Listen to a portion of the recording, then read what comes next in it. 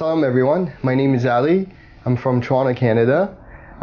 Born in Iran, Isfahan. I came here to Toronto with my family back in '93. I've been here for over 20 years and I work in the field of advertising as an art director. And as an art director, I work on various projects, be it from print to TV. And I'm a practicing Muslim and I volunteer with my time with different groups in Toronto. And through what I do, my field, I utilize it to help different groups in Toronto.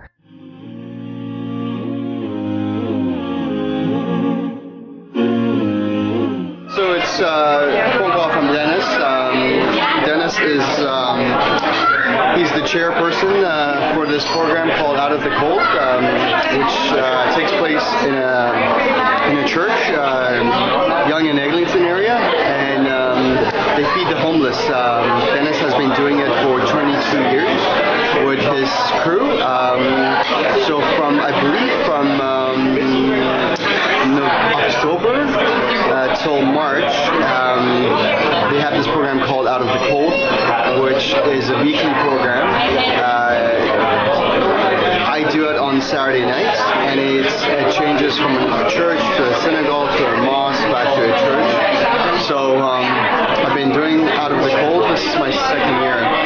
House of Hope is an initiative that started with myself and Reza John Vedaddi and a few other friends. Basically, we went to Karbala in April, and Reza is involved with many charities, especially with Noor Funds. My name is Reza John Vedaddi. I'm a filmmaker based in London, and I was tasked to film some video charity to highlight the situation of the orphans in Iraq. The place we decided to visit because of our logistical locations was the orphans in Karbala. When I went to Arba'in, I was really interested to go and see Noor Funds because I've seen his other documentaries on orphans. So when I went back in April, I asked him if I could go with him to Noor Funds' office. And Ali was there mainly, I suppose, as support, and he really wanted to visit. And the interesting part is, Ali initially wasn't, his name wasn't put down to come with us. Another brother was put down to come. He wouldn't wake up in the morning that we were going to go. And Ali was adamant that he really wanted to come to visit the orphans. He said it's really something important that he wants to do. So I said, okay, go and see if the other brother, if he's coming or not. If he's not, then we have enough space in the car. I can take one other person, you can come with us. So he went up, he tried to wake up the other brother who didn't wake up. He was fast asleep in the hotel room. And that's when it was, I suppose you can say, destiny for Ali to attend and come with us. And I think truly Allah moves in amazing ways, because it's Ali's passion that came into this campaign that we decided to start after visiting the orphans. We saw different families, 3 families to be specific, and that really affected me and changed my life from then, my perspective on just my life in general back in Toronto. Myself, Reza, and other friends, we decided that, you know what, we need to do something about this. So we decided to go back to our own countries, UK and Canada, and come up with a program, come up with some sort of initiative to raise money to build a house for families in Iraq.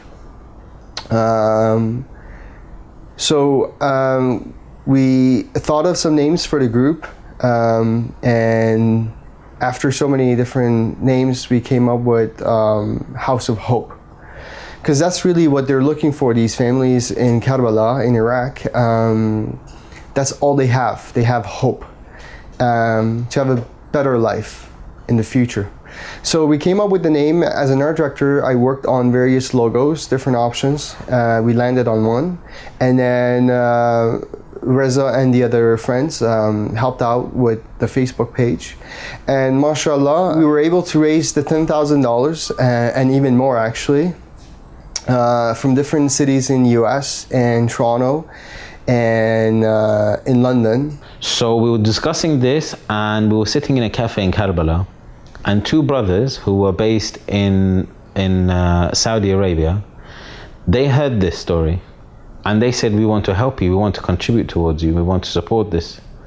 So then we realized that we have something here, that people care about this issue, they want to support. And it was then when 2 months later, I had a trip in America, and we were going to 4 different states in America, visiting 4 different centers and discussing a project that I'd done before, a film about ziyarah. And I thought this is the best opportunity to reach out to the audience and to try and get their support for this project. So we took some items from the holy cities of Karbala. I took a flag, I took some rings with the marble from the shrine of Imam Hussein and the shrine of Imam Ali alayhi salam. So we took some of these items with us and we auctioned them to raise the funds for the house. And it's amazing how all of these things link up, because I remember I was sitting in a car about to go into this Islamic center based in Atlanta, the Jafariya Center. And one of the brothers that I knew from before, we went ziyarah together 2 or 3 years prior to this visit, he opened the door, because he had heard the story of what we're doing. He opened the door and he just said, take it. And I thought, what's going on? So he gave me something in my hand, closed the door, and he went, and he goes, don't tell anyone I've given it to you. So I won't mention his name, but I'll mention the deed. And I opened my hand and there was about $1,000 in cash in my hand. Now this person didn't want anybody to know it was him. He didn't want anything in response from me. His sole intention was to serve God and to make God happy. So I realized that people are out there who want to help. And so we were really encouraged with this campaign. And I think from going to the different centers, from auctioning the items and the money that was given to us, we raised something like $5,000–6,000. Now our target was $10,000, so we were really close to the amount that we wanted to raise. So now Brother Ali was raising funds in Canada. He managed to get private personal donors to contribute.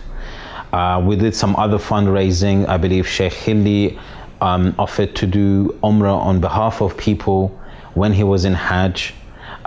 So they donated, and then he did Umrah on their behalf. And I think we surpassed the 10,000 mark, and we even went above that. So this showed us that if there's a will, there's a way. If you make the effort, then Allah will provide the blessings and He will send you the funds so you can support this family.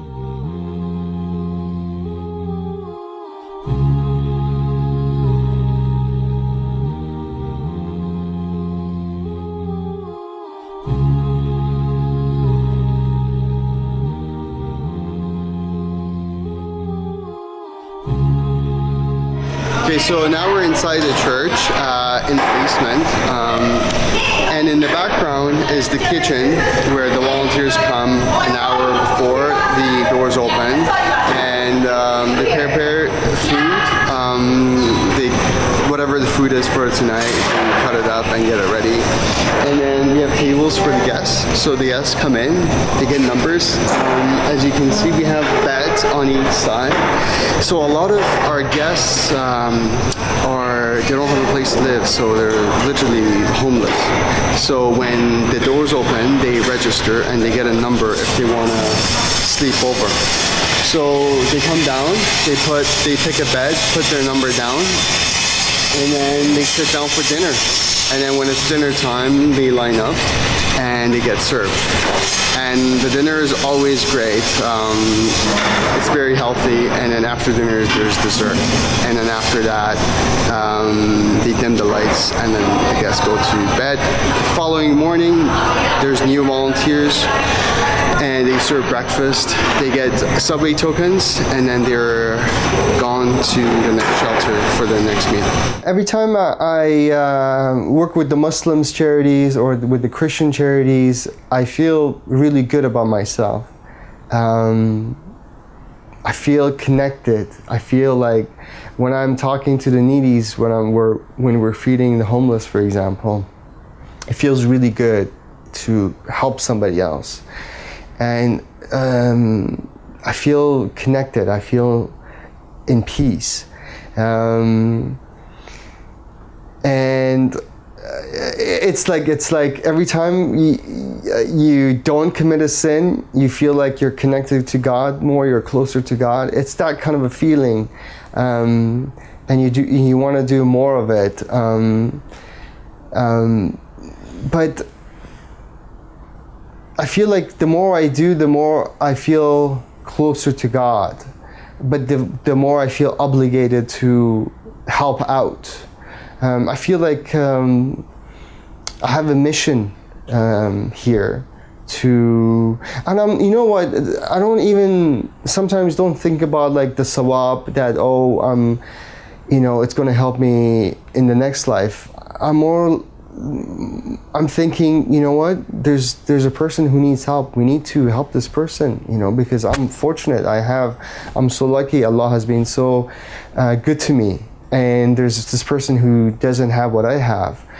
So I kind of forget about like the sawab and all that stuff. And I think about like, you know what, from Monday to Friday, Allah has blessed me so much. I open the door, I have a place, I have a roof, 4 walls, and there's a homeless person who doesn't. So during the weekends, I feel like, you know what, God has been so good to me from Monday to Friday. I need to give back. I need to spend a couple hours and give back.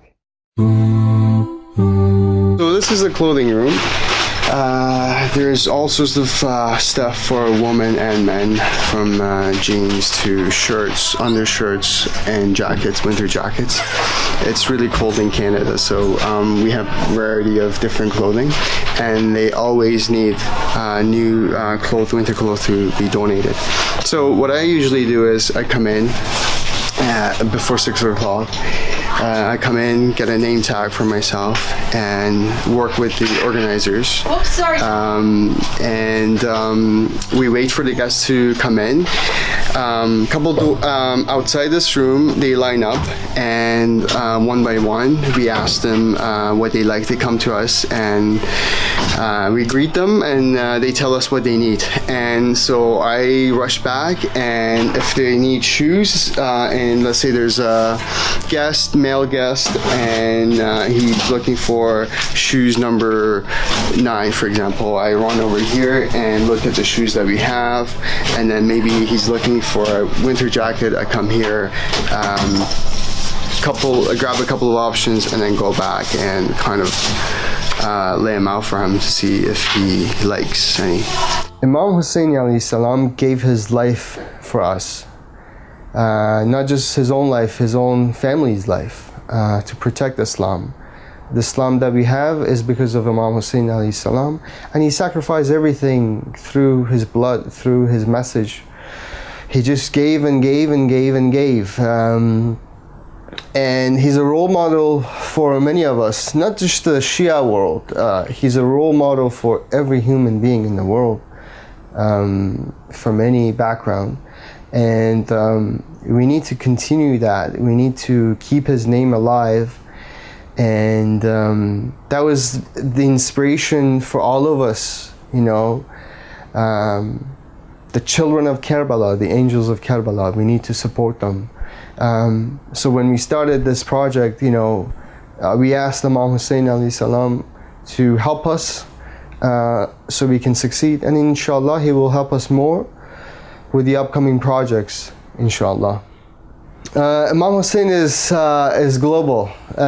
He's not just for us. He belongs to everyone, to every community, to every Muslim, to every Christian, to every Catholic, to every Jewish person, to every Hindu, and the others. I mean, he's inspired the Gandhi and the others like Gandhi. It's our job to keep Imam Hussein's name alive and to make sure people know of Imam Hussein. Who is Imam Hussein? What was his message? Why did he live? His path, his mission, his goal. Why do we go to Karbala? Why do we do the charities that we do? Like back in Toronto, when I came back from Karbala, that also inspired me to do more volunteer work, to do more charity work. So in Toronto, I work with the Muslims in Toronto, but I also volunteer with the Christians. And I do it because of we need to give back. No matter if the person is Muslim or not, we need to give back. We need to help each other. And what I do when I'm with my Christian friends and when I'm volunteering at a church, I try my best to show my best side, the Islam that we should be portraying to others, not the Islam that they see in the media. So all I can do as a Muslim is try and be good, show my good side, so they can see, Ali is a Muslim, he's not like the other Muslims that we see in the media. And I really like that. Inshallah, I want to keep doing that. And I encourage other Muslims to volunteer with other Muslims if you can, or with non-Muslims. So we can encourage non-Muslims to see the beauty of Islam through us, through our good actions. And inshallah, through that, they'll see the message of Imam Hussein, We do this for Imam Hussein. So inshallah, they can see that. But we all need to do that, especially this age, this time in the world that we live in right now. We all love Imam Hussein alayhi salam. And every time I come here,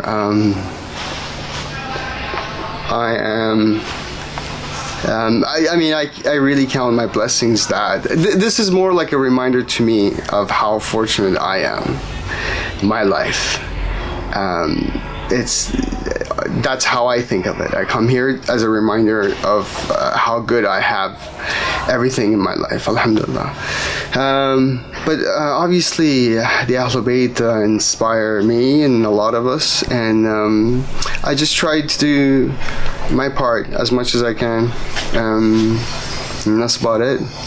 Because at the end of the day, you got to give back to the community that gives you so much, and we always need more volunteers. And the people here are so kind, from different backgrounds, different race, different color, and they just come in and volunteer and do good. All the three families really touched me because they all have different stories. But what really touched me was the first family that we went to visit. They live in the end of Karbala, in the suburbs, in the middle of nowhere. And what really touched me was how in the land of Karbala, families, we have families that are they have nothing and live in the suburbs of Karbala at the very end, where it's just desert and you have the odd house. So we went to this one family, and it was really an eye-opening for me, coming from North America, coming from Toronto, where we have everything, and to see a family with a single mom with kids who just live in this tiny house that's just it's just mud walls, no proper water, no proper bathroom, nothing is proper. And all they have is hope. That really touched me. And then we went to see other families. I remember this one kid. We went to see this one family with 2 or 3 disabled children, and a single mom. This little boy named Hussein, deaf, blind, couldn't talk, couldn't see. That really touched me. And you reflect on your own life and you feel like, wow, I'm here for a reason and I need to do something about this, you know. And how is it that in Karbala, in the land of Imam Hussein alayhi salam, people live like that? Really inspiring for me and the friends to do something about it. I'm really fortunate to have gone to Karbala and to have visited Noor funds and to see the orphans, because now I appreciate so much about everything I have. I think God wanted me to go there and to see the orphans and reflect on my life. Every time I walk into my own place, my house, I open the door and I'm reminded to thank God for every blessings that I have, and to complain less. Wallahi, we shouldn't complain. What we have is nothing compared to the kids and the families in Karbala, not just Karbala, but everywhere in the world. Doing work with youth groups in Toronto. And alhamdulillah, I'm very thankful through that. I learned a lot about myself and about different youth groups, different communities. I'm Iranian by birth, but in Toronto we work with different youth groups, the Lebanese, the Afghans, and the Khojas in Toronto, and the others. So that really built me up. I'm so thankful for that, and I thank everyone who inspired me and who helped me. But then I wanted to, when I went to Karbala and I saw the orphans, I was like, you know what, I want to do more, maybe bigger, more impact. So that really touched me. When I saw the orphans, I mean, how could you go to Karbala and see the orphans and then come back, you know, with no intention of helping out? You know, it's one thing to give money. That's okay to give money, but it means more when you take action, when you actually sit down with friends. And I got to tell you, we have another friend who she helps us in Toronto. She's a good friend of us, but then Reza and the others live in UK, so we organize meetings through Skype and through WhatsApp. And it's doable, it's possible, you can do it. But just seeing the orphans, seeing the slums, seeing the family, all they have is hope.